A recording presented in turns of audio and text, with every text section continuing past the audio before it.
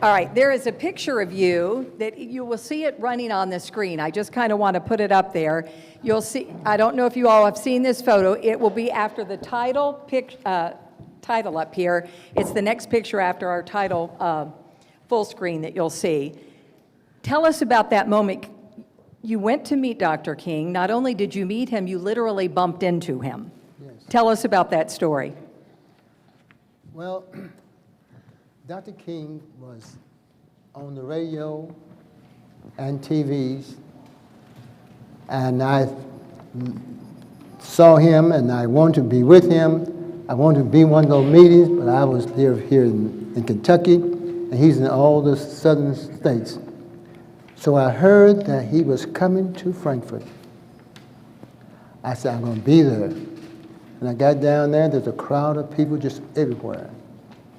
And I took a friend of mine down there with me. Somehow or another, he got lost in the crowd. Well, we marched up Capitol Avenue, and while we were in the march, a couple of girls were running, and they bumped into me. And when they bumped into me, I bumped into Dr. King. Dr. King turned around with his signified self and said, "Are you falling?" I said, "You're the first to know." So we both smiled and laughed, and we continued with the march. That picture will be coming up here momentarily after this next one, so I want people to make sure, because the smile on your face is just priceless. And I know you have the picture, I think, in the car. I do. Yes, but we had a copy, so I'm glad of that. One other question, then I'm going to let Joy take over. You had served in the Army, you had been to Europe and said you were treated first class. When you came home, there's your picture right there. Is that not the best picture, right? How old were you in that picture? You know, I don't remember. I should have told you I was going to ask that, right? We'd have to give you some time to do a little bit of math there. But let's talk about when you came back from the Army and then you felt you were treated much differently here than you were in Europe, which led you to participate in some of these marches. Tell us about that. Yes, absolutely. I did go to the Army. I was trying to get in college. And because my parents were sharecroppers, I worked a lot on the farm. And so I missed a couple years. And so when this man came to Frankfort, I decided I wanted to be with him. I wanted to meet him. And I had a friend of mine, and we both drove down together. And we got in the crowd, and we marched up Capitol Avenue. And then in the march, a couple of girls were running. They bumped me, and I bumped Dr. King. He turned around and said, "Are you falling?" I said, "You're the first to know." So we both smiled, and that was the end of that. I marched on up to the Capitol Avenue, and at the podium where he was, I was right quite behind him. But you marched because it meant something to you to take part in that after you saw the treatment of what African Americans were experiencing in the state of Kentucky versus what you saw in Europe. That made you want to march. Sure, absolutely. I could talk all day about that. Okay. All right, Joy, I'm going to let you ask Mr. Johnson a question. Thank you so much, Reverend Newby. Okay. Thank you. So, Mr. Johnson, you helped to organize the march. Tell us about that, how you did it, and then if I'm not mistaken, at the time the legislation had actually stalled. So what was the end game? Don't let me mislead you. I was not at the march. I was listed on the executive committee of the march because I was president of the NAACP in my little hometown. And they listed all the little local branch presidents of the NAACP as a part of the committee. With Gerald's approval, Raul and I and Charlene coordinated the 50th anniversary of the march 10 years ago. I don't hardly believe it was 10 years ago. We had a little better than 5,000 people who came. But what I want to go back to, and I know this is not what you asked me, 10,000 people came in 64, 10,000. We talk about Martin King and Jackie Robinson and all that's nice. But people came from Bowling Green and Russellville and Hazard and Harlan and Ashland, all over the state of Kentucky. These people you would not know. I see Brother Clay sitting right there from Winchester. People who came from all over the state. 10,000 people, and they are what made the change. Of course, King always is the best orator in the place, no question about that. But the people who came, they were tired, and I'll shut up, but they were tired of the conditions under which they've been living. I've been in the back door of a restaurant. I was 79 last week, and he's right there with me. But Don't be telling his age. But my point is, I've had to get off the sidewalk because a white woman was coming down the sidewalk. I no longer have to do all that kind of thing. And we made a point 10 years ago. Because they marched in 64, we no longer have to do that. I apologize, I talked too much. I don't even remember what you asked me, but I did want to get that. That was perfect. Mr. Cunningham, let's talk about you, because you also helped organize the march. You didn't march that particular day, but I do want to ask you a little bit. You had participated in sit-ins leading up to that. Tell us what that time was like and the sit-ins that you participated in. At that time, Louisville was segregated, and the Greensboro Four had started sit-in movements in Greensboro. SNCC was organized also. Louisville didn't have an HBCU, and therefore I was in high school, a senior, and we as high school students thought that we could carry on sit-ins. The adults were afraid, but we prevailed, and we sat in at downtown Louisville, and 4th Street was the major business district and entertainment district. But not only that, participated in the March on Washington. And it was on the train ride. If you read the September the 5th, 1963 edition of the Louisville Defender, Clarence Matthews wrote a headline article that said it was on that train ride that Frank Stanley Jr. and Reverend W.J. Hodge began to talk about a march on Frankfort. So it was all intertwined. The March on Washington led to the March on Frankfort. The 64 Civil Rights Bill nationally led to the 66 Civil Rights Bill in Kentucky. So civil rights was all interwoven and intertwined. So Charlene, you were so young when you marched, just 16, but you had been participating in sit-ins since 13. What led to that? And then can you tell us what you remember about March 5th?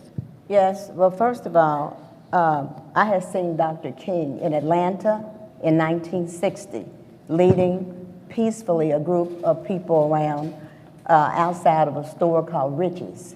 And I was just impressed about the peacefulness. And I asked my parents, if he ever came to Louisville, let me march. They did. I was 13, Manley Junior High School in the 8th grade. And these two gentlemen here on each side of me, we were teenagers. They were in high school, I was in junior high. But what we did with the marches in 61, it was just so great that we got the attention of the voters. They voted in a mayor who signed the Public Accommodations Law of Integration, making Louisville the first city in the South. We teenagers went to jail for that. So I was impressed, and to think that we could march, and I asked my dad, can I drive, my World War II dad, can I drive you to Frankfort? And I just told him, I said, your favorite baseball player is coming, Jackie Robinson. So he wanted to go. So to me, that was a great day of history to see if we couldn't get the public accommodations for the whole state of Kentucky. which I think it took a couple of years later for that to happen. And Senator Neal, you had just transferred from Knoxville College to Kentucky State College. What do you remember about that day? And when we were talking when you got here, you said you didn't even know, like all your siblings were there and you just discovered that today? I confirmed that in talking with my sister today, driving here from Frankfort. I thought it was just, she was there, I wasn't with her, and I was there. I didn't know my brother was there also, and my older sister was there, which she confirmed with me today. I didn't know it till today. Tell us about what made you show up that day. And were you an activist? Did you consider yourself an activist at the time? Well, at the time, I didn't consider myself, quote unquote, an activist. In my family, we always were active in fighting for rights and that sort of thing. I came out of that kind of family. And I was involved, the march that Raul was talking about, I think, was that the 61 march? Oh, yeah. 61 civil rights sit-ins. I got arrested multiple times. In fact, the proudest picture I have, the Louisville Defender called, with me being patted down in front of a paddy wagon with an officer of the law, getting ready to put us in the paddy wagon with my best friend at that time, Ralph White. So that was a heck of an experience. So I had that sentiment. So when I transferred from Knoxville to Kentucky State, and this was picking up steam, well, the whole school went down from Kentucky State, just about, down there, and I just sort of went with the current, quite frankly. It was sort of a natural next step. Very good. And Representative Herron, thank you so much. We're going to get to you. We'll let you catch your breath. Rushing down from Frankfort, appreciate it. We're going to get to you and carrying the baton in just a second. So let's go ahead and check in with Vita, who will be speaking with Mike Ward and on his mother, Lukey Ward, who was crucial to this whole process.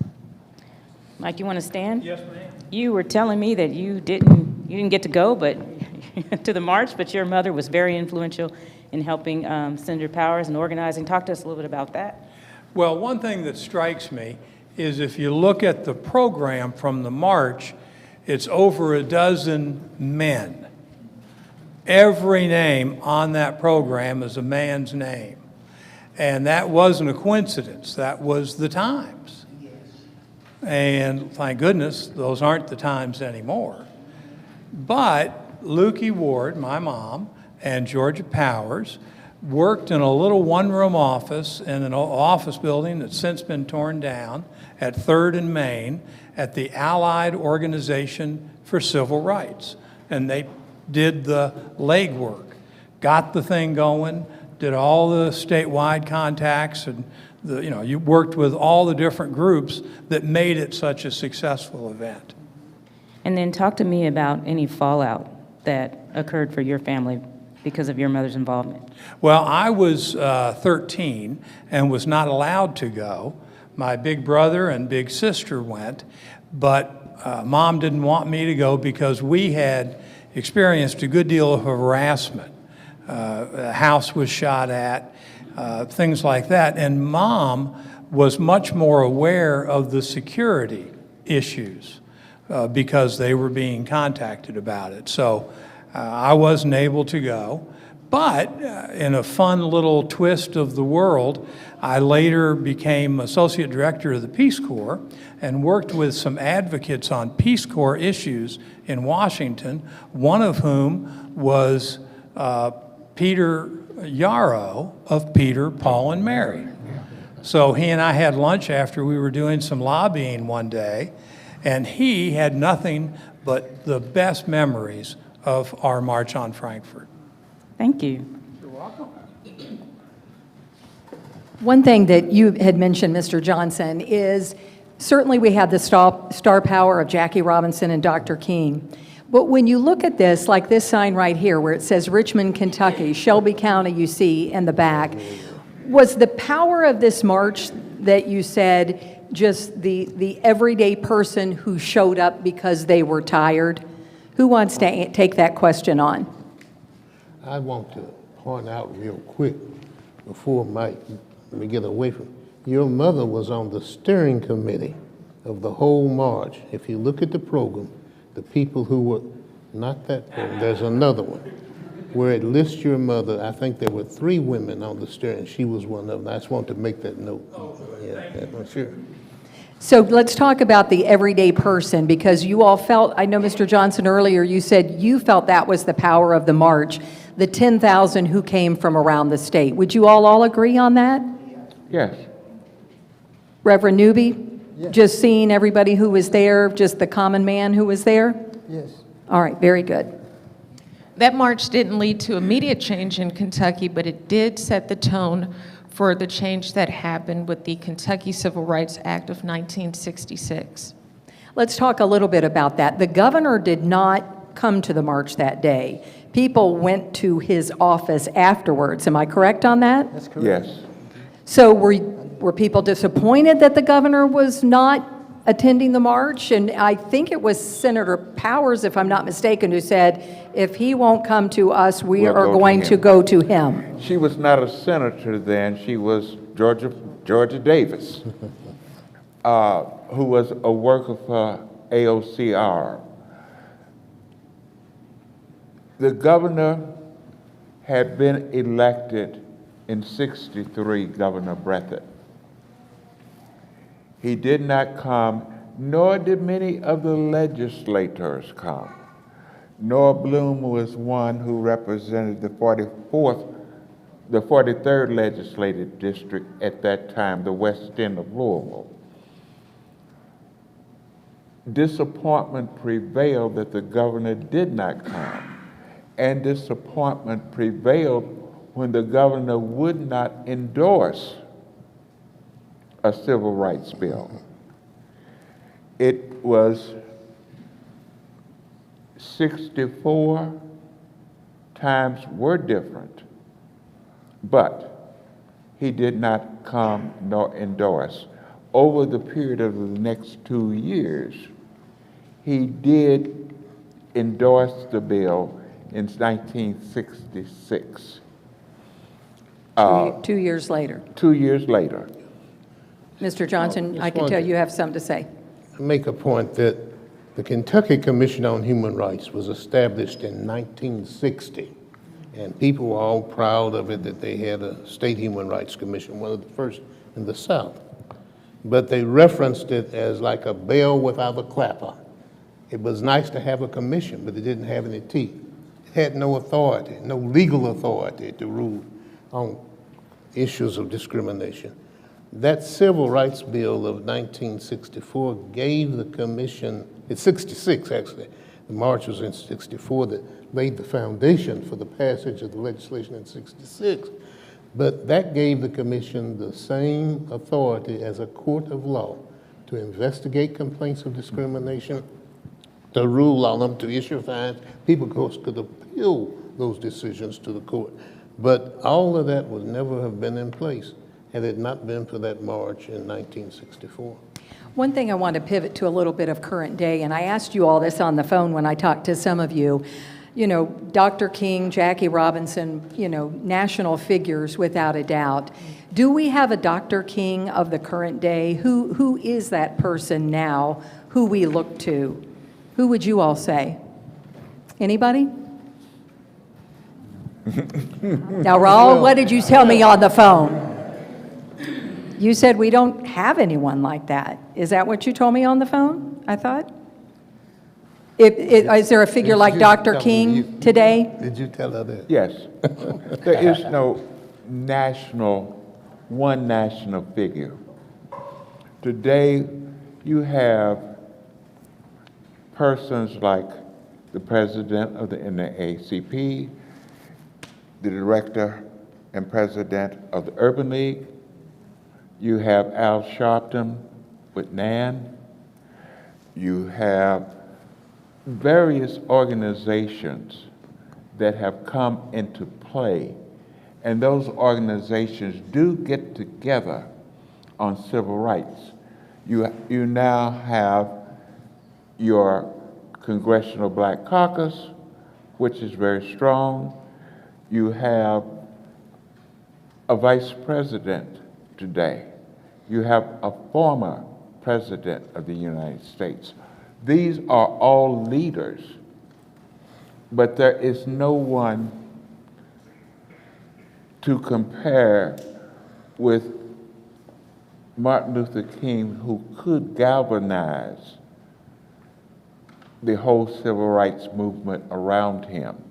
But remember, also near the end, about 1967, when Stokely raised his hand for Black Power, there were persons who began to disagree with Dr. King's movement. Let me add, I just got to, because we ought not hide behind that. The fact that there's no great orator like King, there are great Baptist orators all around the country. Very few of them have the charisma of Martin King, but that doesn't mean that the civil rights movement never ended. It continues today. And I talk to people, oh, when the civil rights movement continues today. It's a matter of whether you want to get involved and be a part of it and to move this nation forward, or whether you want to sit back and wait till Martin King comes back from heaven. You know? And the truth is, I mean, Ryle has a meeting every month of the NAACP. They are begging people to be on the Education Committee, the Economic Development Committee, the Political Action Committee, 20 different committees. There are 40-some cities in the state of Kentucky that have NAACP branches. There are 2,200 NAACP branches around the nation.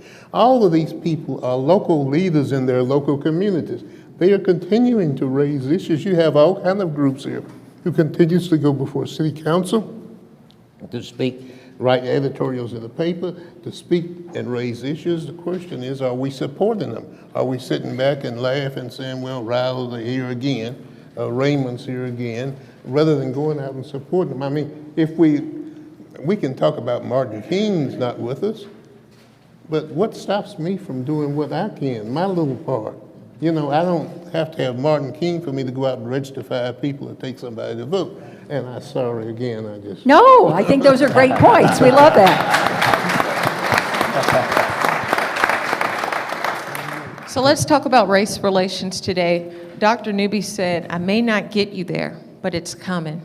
So Senator Neal, I would like to hear what you feel about today with regards to race relations and 60 years later.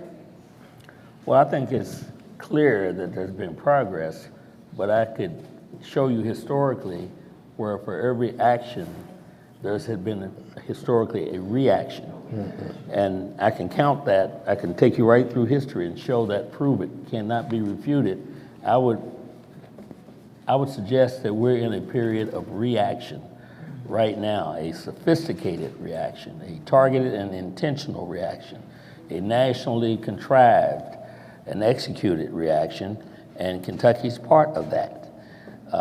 From a legislative standpoint, I see it every day. You know, for every good thing I can shout out about, and there's some good things, because we've made progress. There's no question about that. But the struggle continues, and we're in a period of that reaction, and we have to confront that piece. And what that requires, in my own view, is that we have to think in terms of what I heard Raul and John talk about. Capacity is there, it's executing every day. And we have to, it's my perspective, is we have to be a little more intentional about how we engage each other and our own folks that support our positions, because it's going to take a very sophisticated and intentional response to what we're confronted with at this period of reaction. This will be my piece. And I want to correct one thing that John Johnson said. I'm 39 years old. He had to get that I'll in. let you get by with it. Maybe 40, I don't know. Representative Harrod, let's talk, because you raced into here from Frankfort. You texted me and said you were running late because of everything going on there. Let's talk about that reaction that Senator Neal said. What is the most troublesome legislation that you're seeing right now? First, I want to say thank you all for having me. And I will say that if the senator is 39 and I'm 16, and so it is a pleasure. We got a kid up here. No, but it is a pleasure to be here. You know, just yesterday in committee, we were dealing with the bill and not necessarily, well, it is race-based. They call it a religious freedom bill. And basically they're saying that based on one's religious ideologies that they are basically allowed to discriminate against folks. And most of the people there who were in committee and the bill sponsor admitted to that it was due to same-sex couples and adopting children. My concern, and he basically said yes. I asked him flat out and he said yes. But if we are going to discriminate against LGBTQ people based on religious freedom, then they're going to discriminate against black people and Jewish people and ageism and disableism because of their religious freedom. And so that was something that we just saw yesterday in committee. But besides that, I mean, we've got the anti-DEI legislation that is coming out of both sides from the House and the Senate. And so we are definitely in a fight. I mean, we had the bill sponsor who went to a meeting, to an NAACP meeting on February 1st, on the first day of Black History Month, and prevailed that she was a descendant of slaves, that her father was a slave. This is a Kentucky state representative here in Shelby County, not very far from us. So when we talk about what we're dealing with in Frankfort, it's real, and I believe that what we're seeing now is those individuals in Frankfort are trying to make us disillusioned on not only what our history has shown us and taught us and what many of these folks have lived through, but they're trying to make us feel disillusioned from the people who did not live that, but have heard those stories from our mothers and our grandparents. And so I will like to say that I saw Richmond, Kentucky on here. I'm from Richmond, Kentucky. And you know, one thing, and I shared this with some of my colleagues, and I will probably share this on the floor this year, but my mother, when she always told us not to get arrested, not to go to jail, I thought she was just trying to be like, keep your butt out of trouble. But as I started doing work, she told me, if you get arrested, call me first. And I just kind of looked at her and laughed. And I said, Mama, what are you talking about? Why'd you say that? And what she told me was when she was in middle school and high school, that my grandmother, her mother said, don't take your butt to the movie theaters. Don't get in trouble. Because when they went to the movie theaters in Richmond, Kentucky, that the white kids and adults would throw things at them, call them racial slurs, and then they would get into it. And of course, the black kids would be arrested. And so that's today. I mean, that's my mother, who is not even 70 years old. She's 69. And so what we're seeing in Frankfort, again, is the disillusion. But I definitely try to ensure that I'm like, no, that wasn't long ago. That was right now. That discrimination, what folks were dealing with, is alive and well. And even me, in middle school, was told I couldn't go to somebody's house because their dad didn't like a black person. And I said, what the hell does that mean? I didn't know. I didn't know as a young person, like, what does that mean that they don't like black people? And so when folks, what we're seeing in Frankfort, we have to be very real and upfront, because they're trying to make us disillusioned as to what our past was, but actually what is happening here today in the current. And if I may, yes, sir. Let me expand on this just for a bit. What she's talking about, she identified this bill and that bill. There's a number of bills, and they're coordinated. In fact, you will find an interaction between the same players on these bills. They are interacting. It's very intentional. What's happening toward Louisville is part of that scene, if you're following what's happening with respect to that. Today, I moderated for the Kentucky Legislative Black Caucus one of our panels at the Kentucky Historical Society, and we had a panel with Dr. Cosby and Dr. Jones and Dr. Harden and all these credentialed individuals that know what they're talking about. And I have to tell you that when you got through listening to that, and of course we knew this before that, the bottom line is racism is alive and well. It never went anywhere. Yeah. Well, and one thing I want to mention, you all had said, DEI, certainly under attack without a doubt in Frankfort. I wanted to let people know that we have two groups here tonight. One was with Thornton's and their DEI folks. And I don't know if you've noticed above here, we have 15 people from White Castle who called me today and said we are all with DEI efforts and we would like to come tonight and educate ourselves. So welcome. Senator Neal and Representative Herron, perhaps you take a picture and take that to lawmakers that there is an interest in DEI with a whole lot of people in Kentucky. So keeping that conversation going about history, Vita, you have two folks we would like to hear from on this, one being Lamont Collins and the other Shaka Cummings. Yes, I do. Let's start with you, Lamont. You want to come on up? Thank you for being here. If you could tell us just a little bit about your museum, why you started it, why it's important, why the history is important for people. Well, I started Roots 101 because, Black history is American history. And it should not be taught on 28 days a year, like Groundhog Day, we come up and go back down. Our story is 365 days a year. And for our kids to stand up and understand what they came from and what they are is no different than the Jewish community. How they teach their children their history at 3 years old. How they tell them they're survivors. The Hebrew Jews that made straws into brick. How they, as survivors in the Holocaust, how they came through and came to America. And when they came to America, they were survivors. In every history book, they're survivors. So when those kids raise up, they walk different, talk different, because they're told no matter what, their history brought them through it. Now, how beautiful it would be for a young black boy to hear that he's descendant of kings and queens, that his history forged philosophy, mathematics, science, his history. Would he not walk different? Would he not talk different? That's why history is so important. And you have a lot of young people coming in there. I know you were leading a group. Just when kids come in, even when adults come in the museum, they walk out different. In America, we talk about education, how important education is. But when we talk about educating America, the true story of America, everybody forgets about the importance of education. So when the kids come out, it's not about being black, it's not about being white, it's becoming better ancestors. If we can have better ancestors, how better we would be. And that's the history we talk about. Amen. Thank you.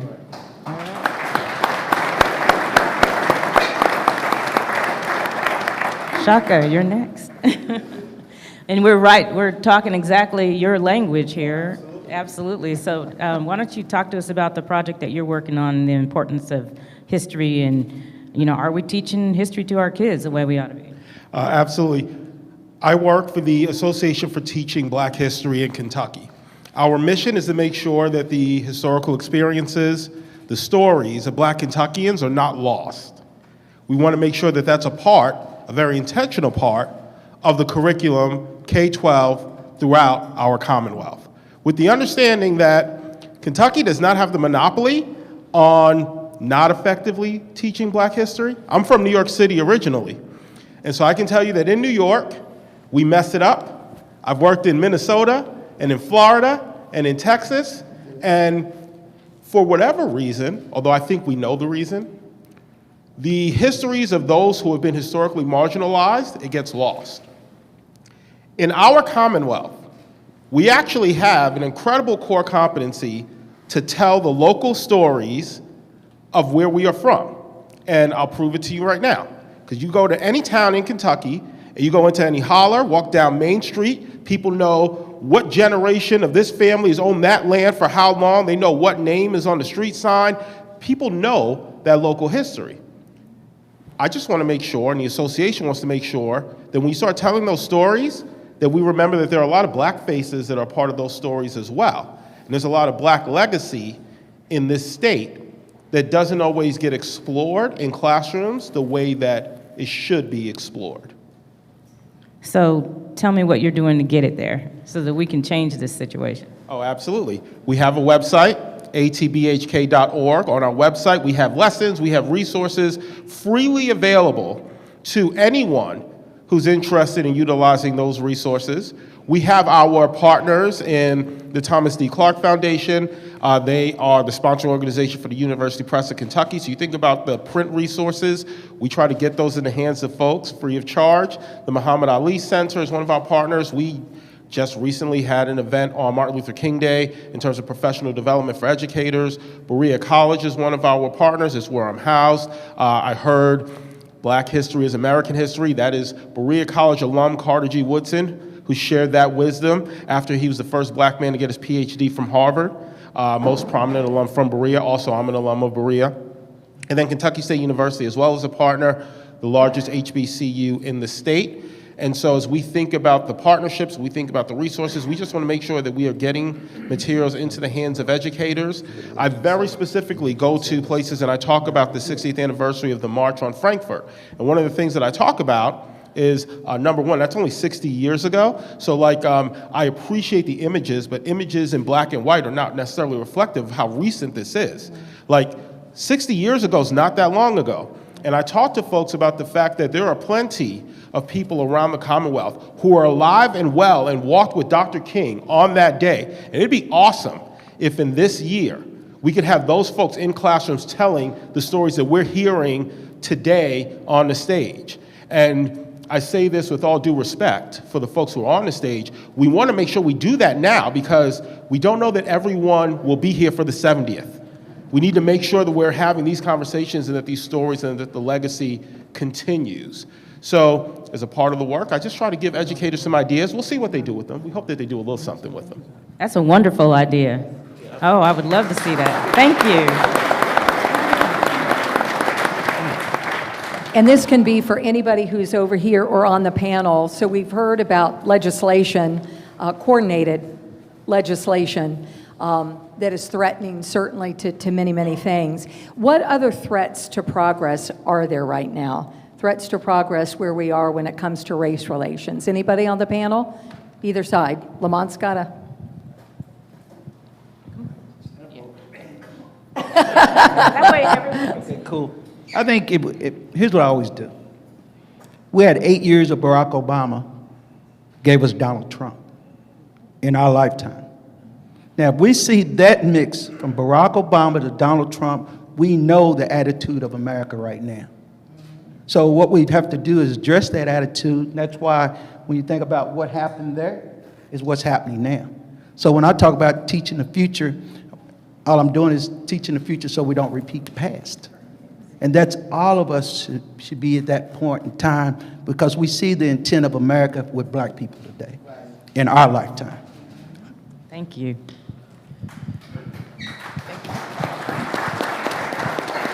So I do have one question I would like to pose to all members of the panel, and of course our folks here, is when we think about what we've learned over the last 60 years and the high ideals and dreams that we have, can we get there? And anyone on the panel is free to answer that question. Maybe do one at a time. Reverend Newby, we'll start with you. Can we get there? I think we can. If you think you can, you can. If you think you cannot, you will not. So we together can do it, but we got to work together. If we work together, stick together, and everybody has the same idea about life, and we share it together, we can make it. I guarantee you we can make it. Mr. Johnson. Things have changed, no doubt about that. I mean, I don't have to go in the back door of a restaurant. I can try on shoes if I go in the department store. Things have changed, but they've not changed enough. By just about every metric, black people and others are less equal. They may be more equal overall, but the gap is still wide. If you look at their educational system, if you look at health care, if you look at business development, you can still pretty much identify the number of black businesses in most cities in the state of Kentucky. You know, you got the barber, the undertaker, and maybe a grocery store operator. When are we going to make a real change? Now, all of these things, I'm not saying they're going to happen overnight, but we need to take our heads out of the sand and quit playing like everything's all right. Just because there's one or two black people who are doing well here. There are thousands of people who have the abilities to do things if they're given the opportunity. And that's another long story. Mr. Cunningham, what have we learned since the 60 years of the March on Frankfort? We know we've made progress as we've all agreed. When you ask me that question, my mind goes back to 1963, which was right after the March on Washington. I was a junior at Howard University and on the debate team, and we were sitting around wondering and being eggheads that we were on the debate team, we were saying that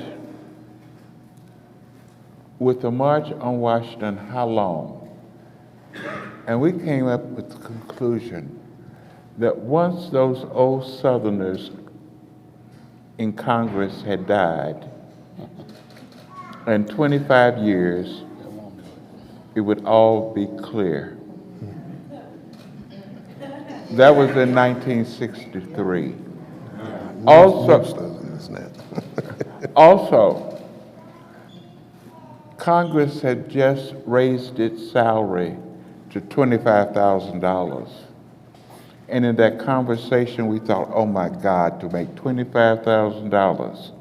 Well, you got to that point, and it wasn't what we thought it would be. But I doubt if we will get there as a race in my lifetime. I started out as a teenager. I'm a couple years older than Mr. Johnson. Bless you, my brother. As a teenager, I'm 80 now, and we haven't gotten there. And I see that every time we take 2 steps forward, we take 2 or 3 backwards. So I doubt if we will get there in my lifetime. Ms. Holloway? I feel the same way. I'm a few years younger than Ralph. And what we did, we were proud of as teenagers, but now it's like we just scratched the surface. Yeah. We just scratched the surface. With what's going on in legislation right now, it's terrible. I think about my grandchildren, my great-grandchildren. What are they going to go through? So I just don't see, in my lifetime, I don't see it coming. Senator Neal? I'm still 39.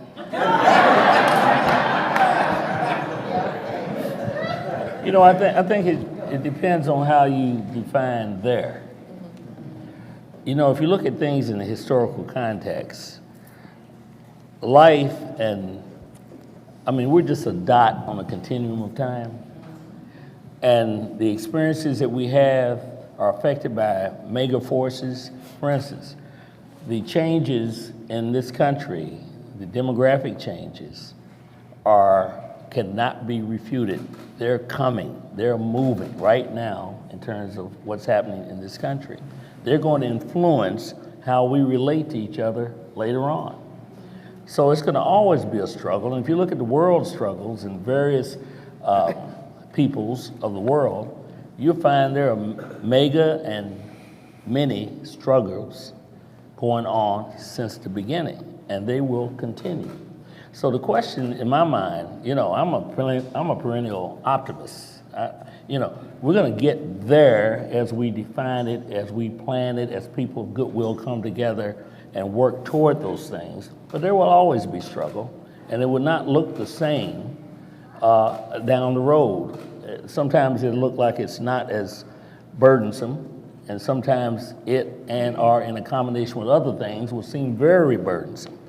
So I think people of goodwill coming together, discussions like this, planning, living our lives in a positive way. We're human beings, we have possibilities. We accentuate the positive, but do not deny that there's negative out there, and we address that. And I think we do that. I think that's what's happened through time. So it may sound like I'm talking in a circle, but I guess what I'm saying is we will continue to struggle, and I think that's an aspect of life. We just have to grab it and grab the best we can out of it and make the best we can out of it. And I enjoy the struggle, quite frankly. Representative Herron, having already identified you as the leader of this new generation, can we get there? I mean, I think that as Senator Neal said, it depends on what there is. I have always said that when Dr. King said, "I have a dream," I don't believe this is the dream. When you read and you hear some of his philosophy and some of the things that he's done, I think that there's pieces and parts that some of us as an individual are living that may be the dream, but I don't think as a collective, as a whole, as a people, as a nation, I don't believe it's the dream. And so I think that for myself, the community and the world and the nation that I want to see, I think that it's my job and my duty to make sure that we are doing things to get there on a daily basis. One of the things that I love about being elected is seeing so many young people come into my office, and they're so knowledgeable. Like, they're teaching me things about policy, or they're telling me different ways to change policy. I wasn't doing that when I was 15, 16, 17 years old. And so what gives me hope, and when you look at what happened in 2020, when we were protesting and for justice for Breonna Taylor, you saw so many young people. You saw black, white, Asian, Latinx. You saw a massive movement of folks. And so that gives me hope that we are going to get there. But as you said, you identified me as a leader. It's my job, and I feel like one of the things that I've struggled with is how do I help lead folks now in this role? What does that mean? For the legislative process, people don't understand the process. I was exercising yesterday. We got out early, so I was like, I'm going to walk the bridge. And some lady was like, "Why ain't you did?" And I'm like, whoa. And so I had to break down the legislative process. So people think that sometimes the Republicans are the only folks to get, we're going to stop, like I feel like that I do a pretty good job, and I got stopped. "Why ain't you did?" And I'm like, so people don't understand the legislative process. Not only locally and what's happening in Metro Council, but also at the state level. So I think the one thing that I look forward to, and I'm gonna say this out loud so y'all can help hold me accountable, is how do I as a leader help other folks to say, we have to, one, teach people the legislative process first, right? And so we have to engage and educate. Until we engage and educate, we're not gonna be able to organize and mobilize. Amen. Right? And so, thank you. And so, so I do think that we will continue to see some changes, but let's be real. Here in Louisville, Kentucky, we still have not had a black or female mayor. You're right. I don't know. You're right. So we're certainly not there. I mean, we're not there, but again, what is there? And I think that when we talk about what we need to do, like what are the goals of the community, like what does there mean and what does that look like? And I think that if you ask individuals, it's going to be different, or different groups, it's going to be different. But we as a city in 2024 have never had a black mayor or a female mayor. Well, I was sitting here thinking, and we talk about diversity and how afraid that we are of diversity. But around America, diversity is happening at the dinner table. The races are changing. People are marrying people. And that alone, when you sit at the table together, you learn to love people at the table. So whether it takes the diversity out or not, Is people loving each other is going to change the dynamics of family anyway.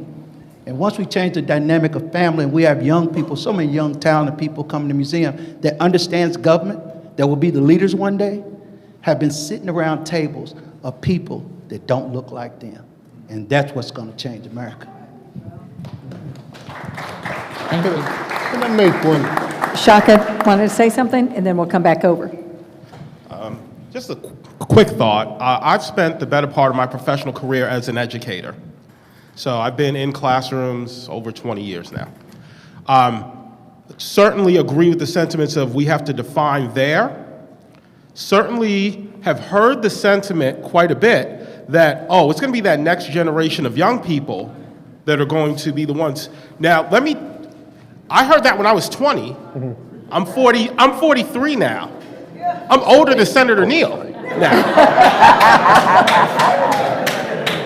And what you heard from Senator Neal and Representative Herron are coordinated attacks on education. Those are intentional, in part, because there are folks who have defined there and they don't want to see us get there. And so as we get together and we have conversations like this one, I think it's important to recognize that education is incredibly relevant, important. If you are not engaging on that level, then we need you. I worked with the Pritchard Committee and would go out and talk to folks about locally engaging in terms of education and policy. If you're not doing that, it's going to be very difficult for all of us to get to where we want to be. And that's a place where all of us can have impact. Because thankfully, the legislature has put it in place where we all can have impact. You can go serve on your school board. You can be a part of your SBDM. Like, there's real opportunities for all of us to engage locally, turn things around in terms of coordinated attacks on education, and we then get to define there. And now, hopefully, feel like we're making more progress toward there. Seems like a good time to open it up to questions from you all in the audience. Who has a question they'd like to ask? And we will come to you.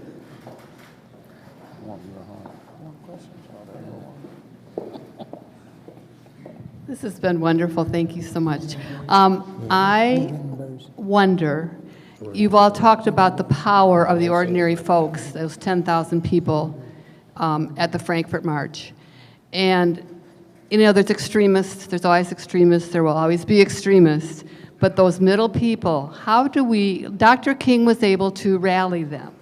We talked about a voice.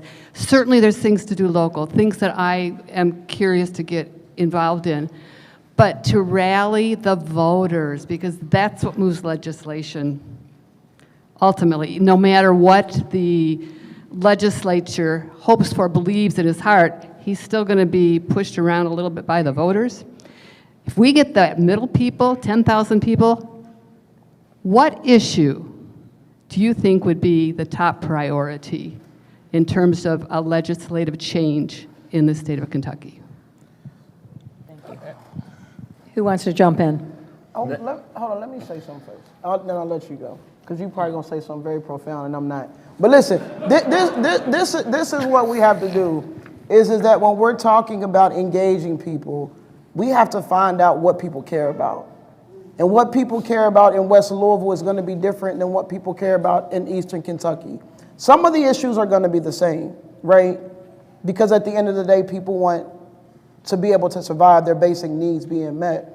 But in order for us to change that, we have to engage people in communities, because what's happening, and we did see it around some issues broader around abortion and some things like that, but until we're able to change the makeup of our legislative body, in the House, I don't know if we discussed this or not, in the House, there's 100 members in the House. There's 20 Democrats and 80 Republicans. I have filed some great legislation this year. Some very good, that's very good. I've even got some Republican co-sponsors. But until we are able to change the makeup, we can come up with the best policies. We can have 1,000 people show up every day to say no on this, no on this. Until we change that makeup, the elected makeup, in Frankfort at least, that legislation is going to go. Look at what the teachers fought and fought and fought, right? And so what we have to do is go in local communities, whether it's in Richmond or Hazard or Hopkinsville, and we have to mobilize those people and find out what do those people really care about. And sometimes it's getting them to start and show them something at the local level. We have to make people believe that it is that we can make change. Sorry. Anybody Go else? ahead. Anybody else want to answer her question? Oh, you. Oh, we have other questions? Okay. Did Senator Neal want to say something? No, I thought, if I may? Oh, of course. Thank you.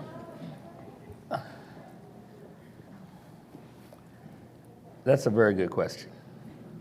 And let me say that I see it slightly different from my colleague. I think when you have a situation like this, those are perfect dynamics for you to begin to strengthen your own relationships and structurally tie those relationships to where you ultimately want to be to exercise what leverages you can. Sounds like a lot of words, I know. But the fact of the matter is that people are going to go to those things that they feel, as was pointed out, are going to affect their lives. But let me just tell you one very basic thing. While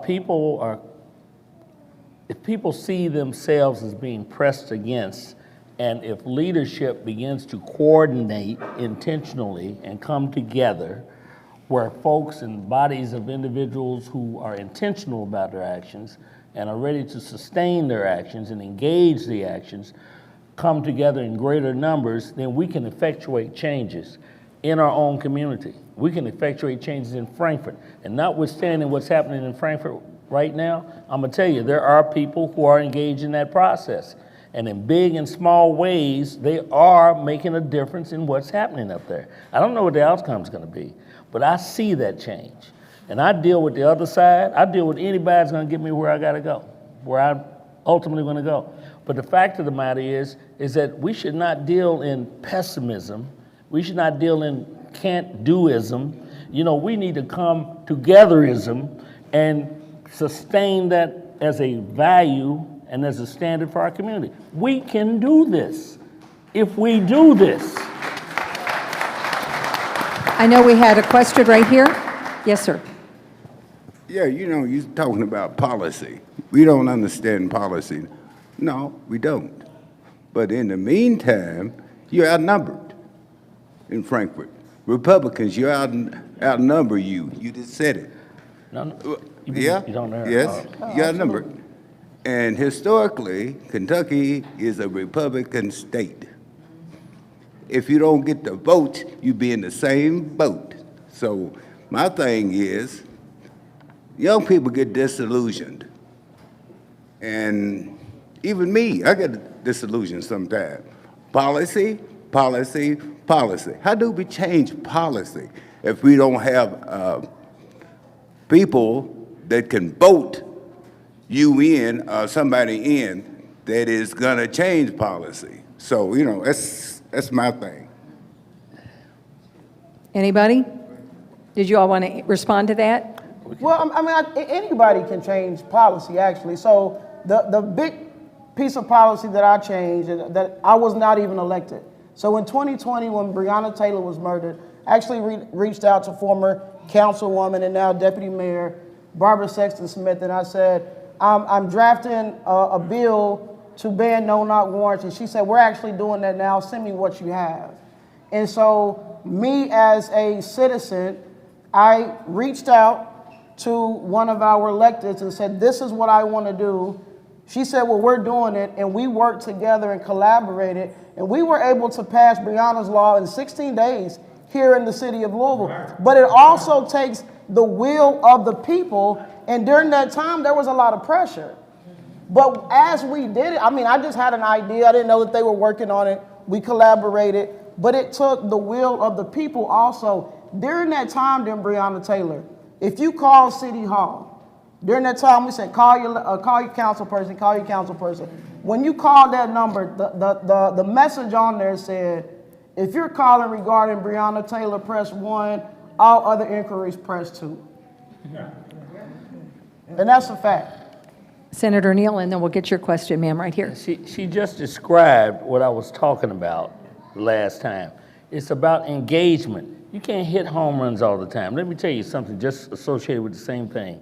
There is a quote-unquote bill in Kentucky that was passed as a result of the dynamics of the Breonna Taylor piece. There was engagement at the other level, the legislative level.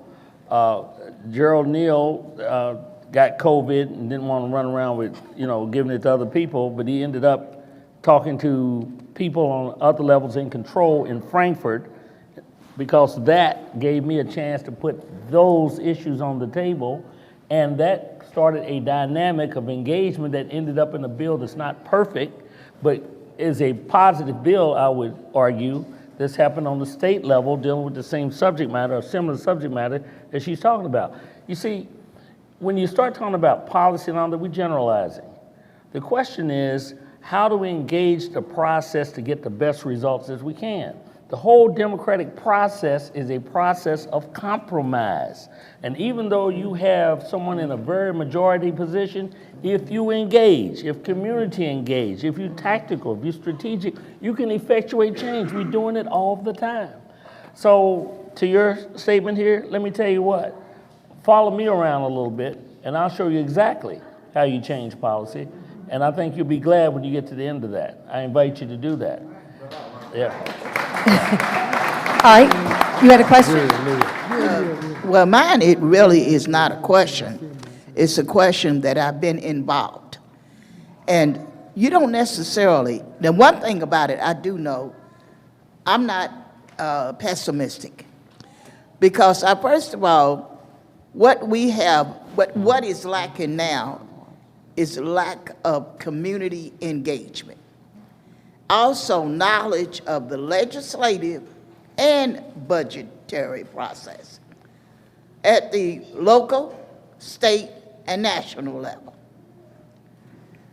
When I'm looking at 2024, I've already decided that the election is not between Biden and Trump. The election is all about democracy. Do you want to live in a democracy? Which side are you on? And in Frankfort, even though you are not able to go to and from Frankfort all the time, you need to know what bills are up and have like a summary of each bill. There is also a message line. You can also get bill status. And what I'm telling you is about the legislative process. You got, at the national level, you got Congressman James Comey. He's sitting over the oversight committee in Washington, D.C.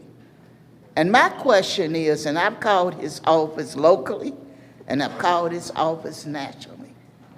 And I just said, when are you going to move beyond Hunter Biden? This is nothing but a witch hunt over and over and over again. That's how you engage.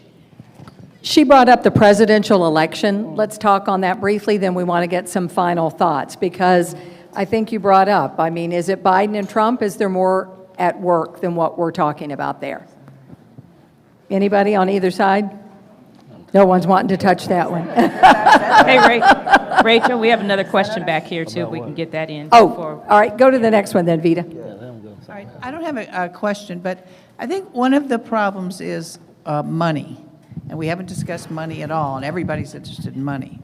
And it seems to me that white people have accumulated wealth, and white people are more likely to inherit this wealth. Now, once you inherit money, you get a lump sum. You could put a down payment on a house, you could go to college, and black people don't have inherited wealth in the same way white people do. Now, the only solution that I see to this is a house. This is for middle income, low income people.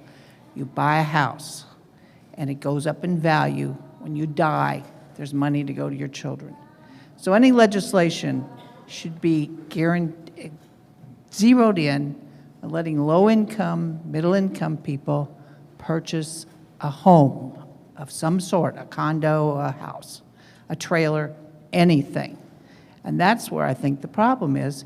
Black people do not have inherited wealth in the same way white people do. Anybody want to comment on that? People are saying, I agree. Well, no.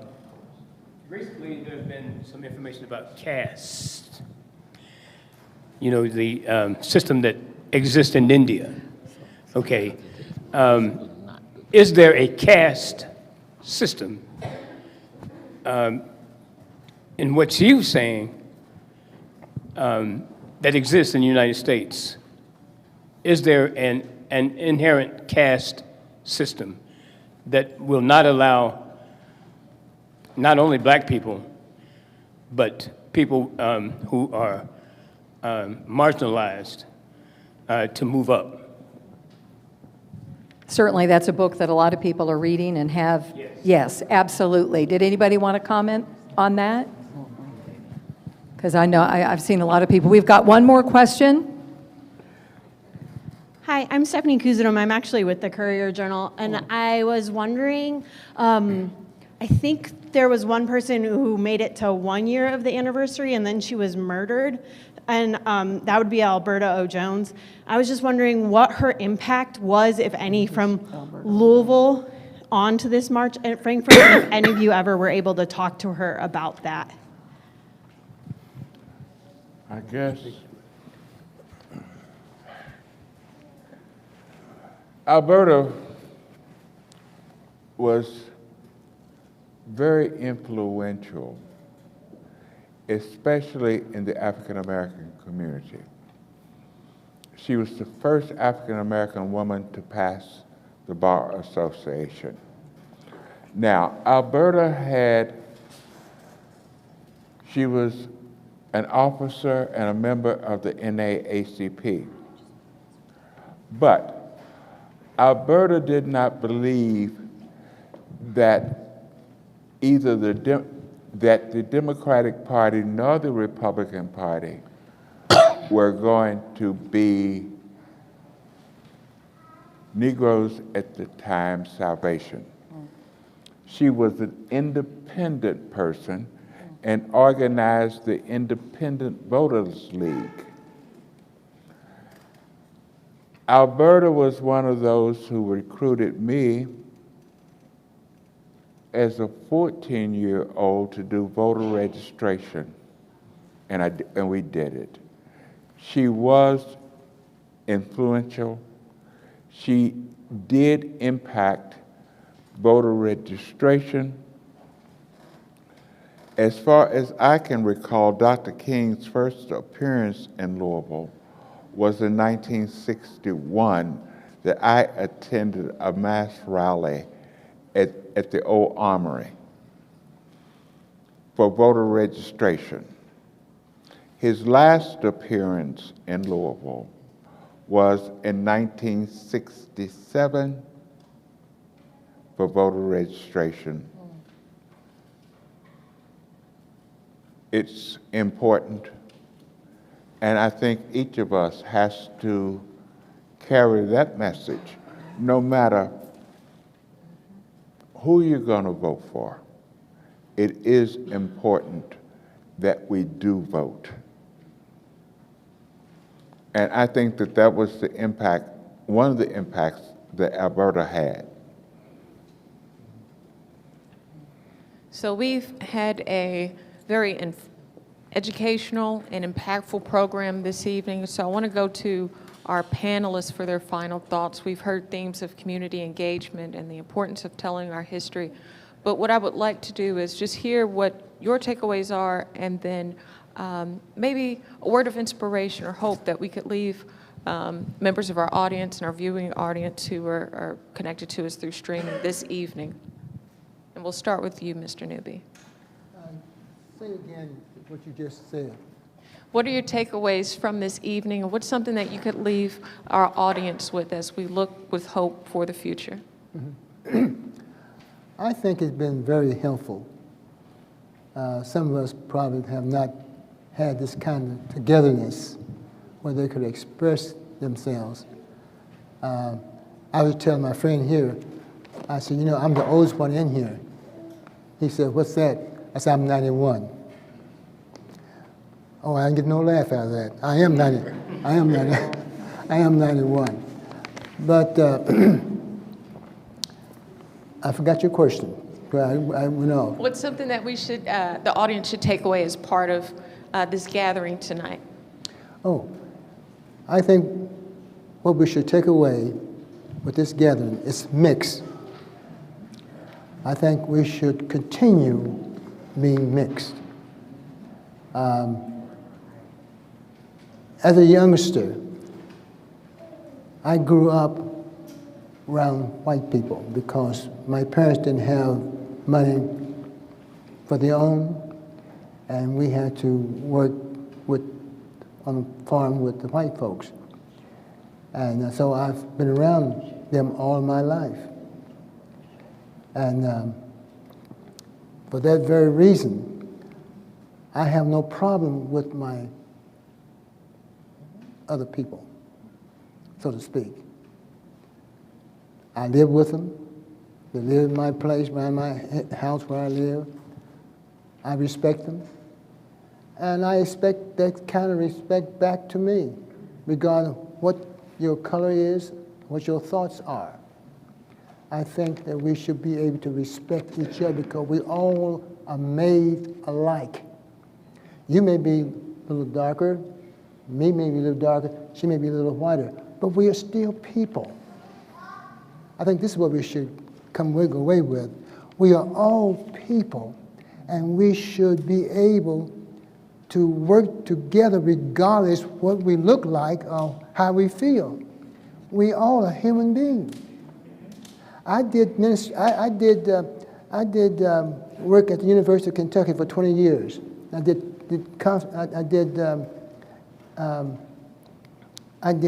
research. And I think that we all should be able to work together. We are together here now. We should respect each other regardless of whether you're black, white, blue, or green. We are all a human being. God made us all. And what we need to do is not separate ourselves because of who we are, but bring ourselves together as who we are. God is listening to us. I have to be a preacher, by the way. We were getting a taste of that. Thank you, sir. Mr. Johnson. I don't know if you all heard or not. Reverend Newby is 91 years old. Give him a round of applause.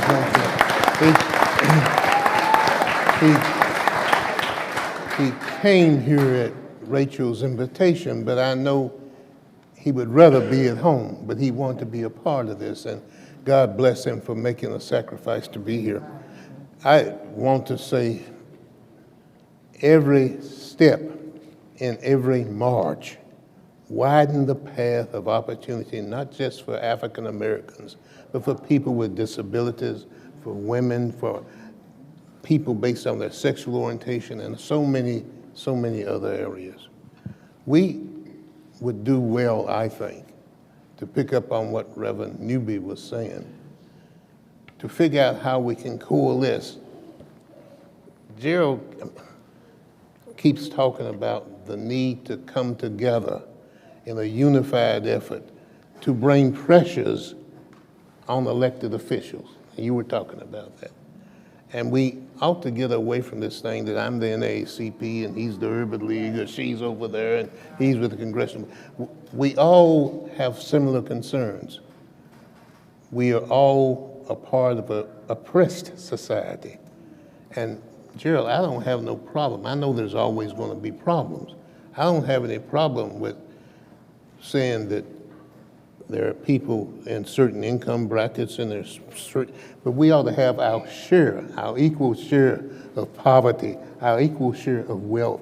Not every black person is going to be a doctor, but we ought to, if we're 7% of the population, we ought to be 7% of the doctors in the state. And we ought to look at a goal that somehow or other allows us to work together. The issues of drugs and so many other things that we need to talk about. It's not time. How do these things get infested in our communities? Black folk don't bring these into the communities. We don't have those discussions. We don't have time to get in. But there is a need for us to figure out a way to work as a collective body to elect good people to public office to try to make change. Raul Cunningham. I think one of the things that I would like to see us to take away is the realization of the importance of the 1964 March on Frankfort, but also realizing that marches and demonstrations are a tactic. And if you heard the discussions, it was the legislation that changed and made the difference. Although it came 2 years later, it was the legislation. And I think that emphasizes the importance of voting. No matter who you're going to vote for, the importance of casting that vote and making your voice heard. And I think that that is what I would like to see us take away from here, is tactics, results, legislation, and voting. Charlene? I would like for everyone to get engaged in voter registration. Don't sit back and let them do it. Get engaged and do that. Do your part. Do your part and get involved in voter registration. It's very important. Senator Neal? I agree with everything that's been said here. But if I had the people that I'm looking at right here to agree to meet me Saturday at 12 noon in this facility, everybody right here, and we set a priority collectively, whatever we identify, we can impact and change.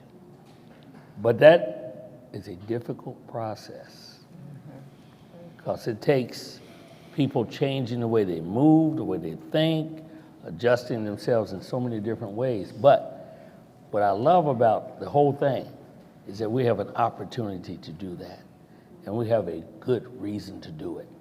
So I invite you to reach out to me and my colleague here, my 16-year-old friend. Because we're hungry for your engagement. And we will take the time. We will take the time to make happen what we agree to make happen. Representative Herron?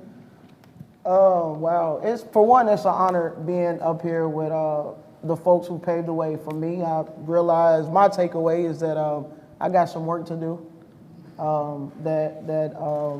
we are amongst folks who have made it possible for me. And so I first want to thank you all and thank you for all the things that you've done and endured. Takeaways. This year also is the 60th year anniversary of the Freedom Summer, of what the work that Fannie Lou Hamer did in Mississippi.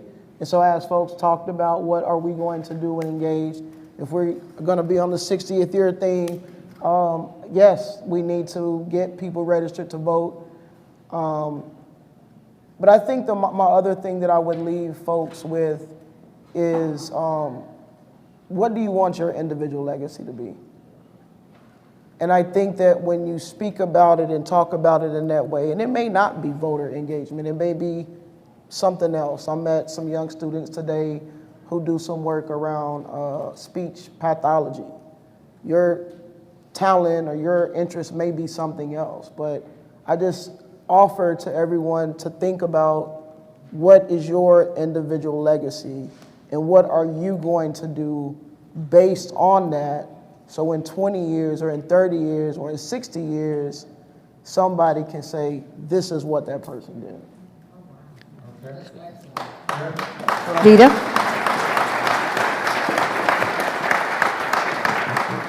Great. Well, I'm reflecting on this, education, explaining what can be done, voter registration. The bad news is, when I had my first year in the Kentucky legislature in 1989, the bad news was Kentucky still did not have a Martin Luther King holiday. The good news was, for me, it gave me the opportunity to make that the first bill I signed my name to. And I did it on a day when I had a group of fourth graders who were about 10 years old in Frankfort doing a tour, and the clerk came up and said, you need to sign this, because Leonard Gray, many people here remember well, was a House member and was the lead sponsor. I signed it, and I told the kids, who are now 45 years old, that this is how we make change. And I have run into those kids over the years. In early times that I ran into them, they mostly thought about the day off of school. But I'd like to think now that they think more about what that really meant and what they can do.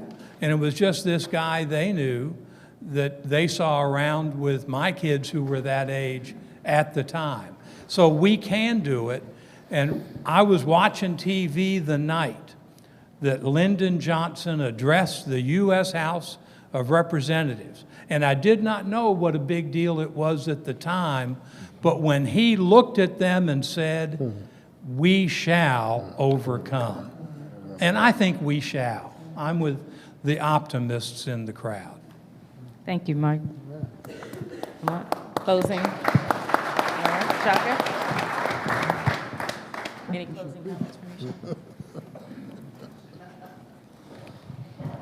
you? Closing remarks. In the Commonwealth of Kentucky, there were 13 different exit points for the Underground Railroad. They stretched as far west as Paducah and as far east as Ashland. Raise your hand if you knew that. The fact that not everyone's hand is in the air hopefully just emphasizes my point about the importance of education. I just hope that we leave with a renewed focus in that space, a renewed sense of engagement, and that we can then support folks like Senator Neal and Representative Herron in the work that they hope to do to make sure that education continues to be at the forefront, because as education continues to be at the forefront, some of these other elements around voter registration, around policy change, I think we can get some pretty effective shifts if, going back to that theme of being there, when we define what there is, we can certainly get there, but I'm fearful of an ignorant population trying to get there. I would much rather an educated one try to get there. Thank you. Thank you so much.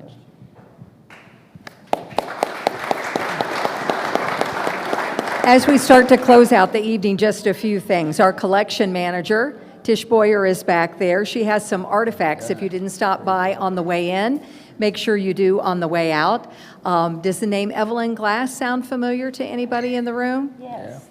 Her white boots are over there, boots that she marched with open housing. Georgia Davis Powers, we like to call it one of her power suits, is over there as well, so make sure that you stop by. In your seats, there was a QR code. It's our 20th anniversary. Memberships are just $20. Amanda Egan will be at the front desk if you would like to purchase one. We would love to have you join the Fraser family. Love that. And take a closer look at those pictures that we've blown up from the Courier-Journal. Take a close look at the folks who were there and ask yourself, what am I doing to make sure that our city and our state is a more just place for everyone. There will be a reenactment of the March on Frankfort happening on Tuesday, March the 5th of this year, and some of the folks that are here tonight will be participating in that as well. Please gather at the Capital City Museum in downtown Frankfort. The march will begin promptly at 10:45 a.m.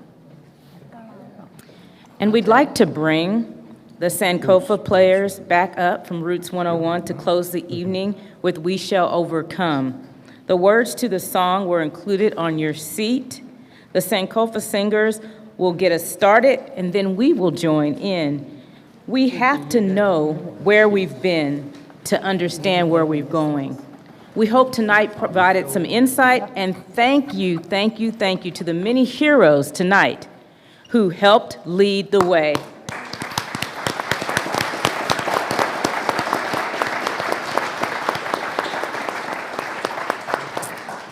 May we honor you with what we do next. Thank you. Now the Sankofa singers. They're gonna sing.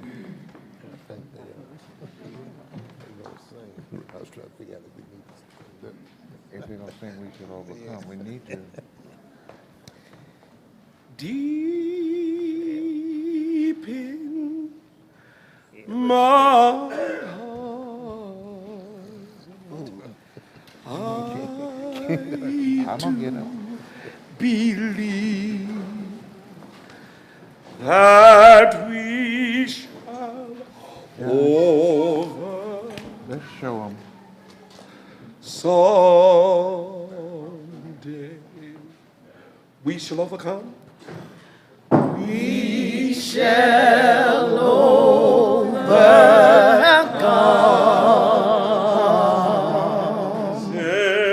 We shall overcome.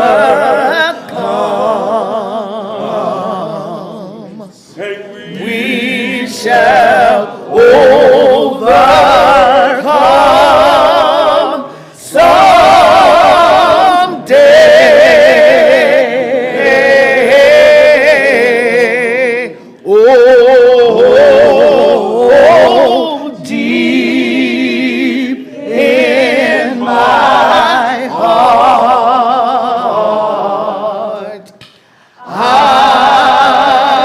do believe that we shall overcome someday. Black and white together. Black and